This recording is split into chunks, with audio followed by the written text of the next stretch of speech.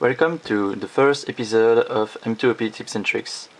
Today I'll cover what I like to call reminding ahead, which can be seen as look ahead but for blind solving. So in a 3-batch resolve, we are looking for the next F12 pair while we are solving the current one. Well, in a blind solving, we can think about the next targets while we are solving the current one.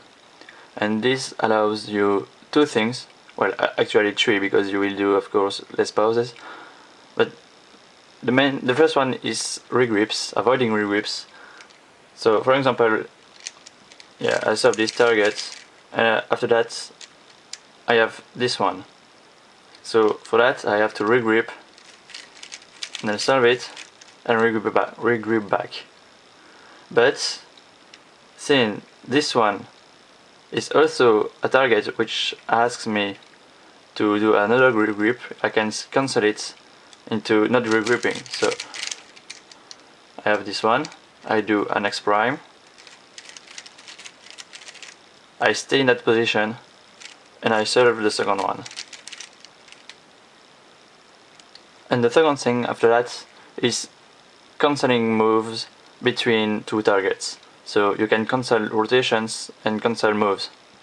So the same example as before, I have this one into this one into this one.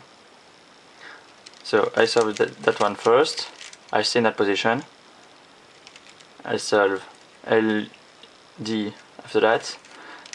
And something interesting is that I have to do this to bring these targets over here, but the next one is there, which asks me to do this. So while I will insert back this, I can cancel it into inserting the next one. So up. What I can do is this.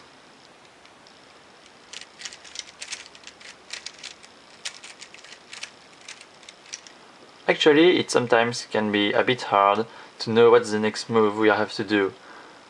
Just because usually we know where the pieces are, but not really how they are relatively to the other pieces.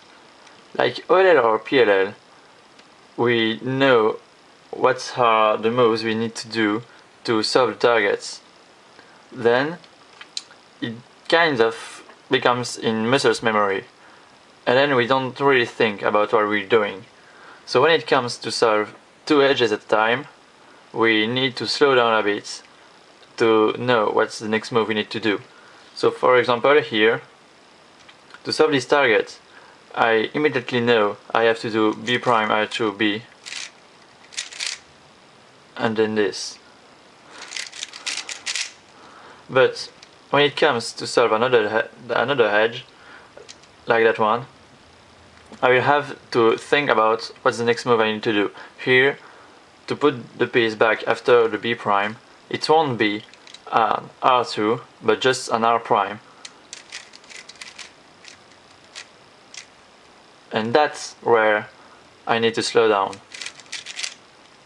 For me it becomes a bit difficult when I have three pieces on the same layer, like here we have there to there to there. I think this is mainly because I'm used to memory flitter pairs, so I think about two edges at a time, not three. So when it comes to solve three edges on the same layer, I think I will do just solving the first two, like that, and then completely undo my setup to kind of save the solve, and then after that I will go ahead and solve the next edge. Another case where you can save some moves is when you have FU to UB. Since FU ends by M2, and since UB is just M2, you can cancel these two M2s. So it goes like this. And then I don't do the second M2 because UB is already solved. Obviously this also works for corners. So for example here I have from there to there. So for this target I'll do D2 and then do my modified J perm and then D2. But since I know the next one is here, I won't do D2 but just D prime to solve that target. After that, completely unsolve my setup.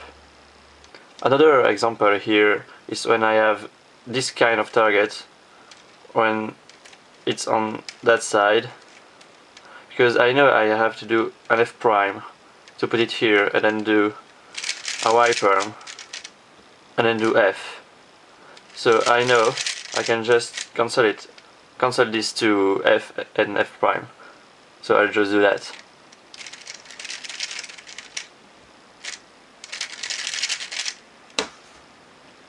Stay tuned for scenes from our next episode.